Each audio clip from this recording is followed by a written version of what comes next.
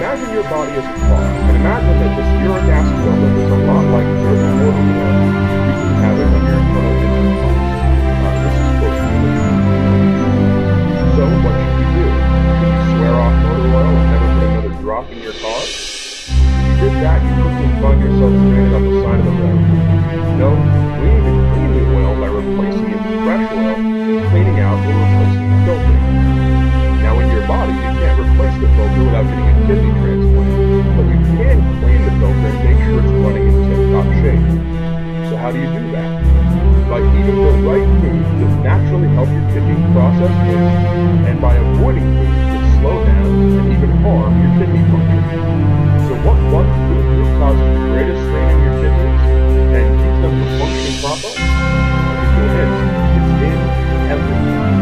If you eat too much of it, you'll end up needing all kinds of medications, maybe even insulin injections, for the rest of your life. That's right, sugar. Excess amounts of sugar can help decrease kidney function and cause an inability to process other forms of energy, like essential proteins and amino acids, which can lead to a buildup of toxic or harmful products like, uric acid. So what should you do with this information? 1. You should cut down or cut out the sugar and alcohol in your diet immediately. Both of these things can really impact your kidneys. 2. You should try to increase the amount of healthy fats and lean protein you're eating. Balance out your diet and your kidneys should start to get with the program and clean out all the junk. 3. You should definitely check out all of our other recommendations over at uricacidfoods.com. Thanks for watching. One last note. I am not a doctor. If you aren't either, then you need to take this video as what it is, information and entertainment. This is not medical advice and should not be construed as such. If you are a doctor, please feel free to confirm that what I say here is true.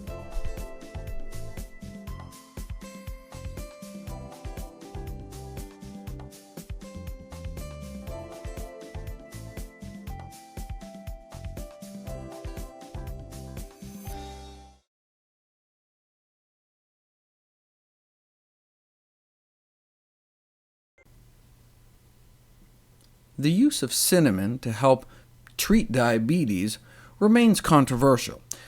We know that cinnamon is so good at controlling one's blood sugar that you can cheat on a diabetes test by consuming 2 teaspoons of cinnamon the night before your glucose tolerance test. Basically, they make you drink some sugar water and see how well your body can keep your blood sugar levels under control. And if you eat those 2 teaspoons right when the test starts, or 12 hours before, you can significantly blunt the spike. A half teaspoon of cinnamon does not seem to be enough, but about a teaspoon a day does appear to make a significant difference. A review of the best studies done to date found that the intake of cinnamon by type 2 diabetics or pre-diabetics does lower their blood glucose significantly. So what's the controversy? Well, as I described before, cassia cinnamon, also known as Chinese cinnamon, or probably what you're getting at the store if it just says cinnamon, contains a compound called coumarin, which may be toxic to the liver in high enough doses. Originally, the concern was mainly for kids during Christmas time, where they might get an above-average exposure, but more recently some researchers suggested that kids just sprinkling some cassia cinnamon on their oatmeal a few times a week might exceed the recommended safety limit. The bold values here are above the recommended upper limit. For little kids, just a quarter teaspoon of cinnamon a few times a week may be too much, and if you're eating that cinnamon-sprinkled oatmeal more than every day, even adults can bump up against the limit.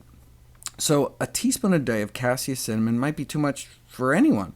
But look, no problem. Just switch from cassia cinnamon to Ceylon cinnamon, and you can get the benefits without the potential risks, right? Well, without the risks, yes, but we're not sure about the benefits. Nearly all the studies showing blood sugar benefits of cinnamon were done on cassia. We've just assumed that the same would apply for the safer cinnamon Ceylon, but only recently was it put to the test. Owing to the presence of that toxic compound, the Federal Institute for Risk Assessment in Europe has warned against consuming large amounts of the cassia cinnamon, suggesting a switch from cassia cinnamon to Ceylon cinnamon, also known as true cinnamon. But we didn't know whether or not the true cinnamon had similar benefits until now. We saw that nice blunting of blood sugar levels in response to cassia cinnamon. Well, but in response to Ceylon cinnamon, nothing. Bummer. Right? In fact, they're thinking, maybe that potentially toxic coumarin stuff was the active ingredient in the cassia cinnamon all along. So, take out the toxin, you take out the benefit. So they conclude, yeah, it's great that health authorities are recommending the switch.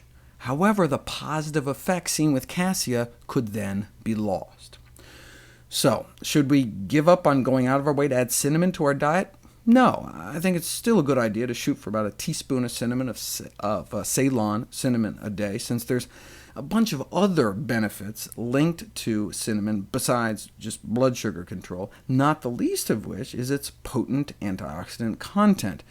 In fact, one of the cheapest food sources of antioxidants, beating out the cloves and coming in just under purple cabbage. But cinnamon can no longer be considered a safe and effective treatment for diabetes. Either you're using cassia cinnamon and it's effective but may not be safe, or using Ceylon cinnamon, which is safe but does not appear effective. But look, even the cassia cinnamon only brought down blood sugars modestly.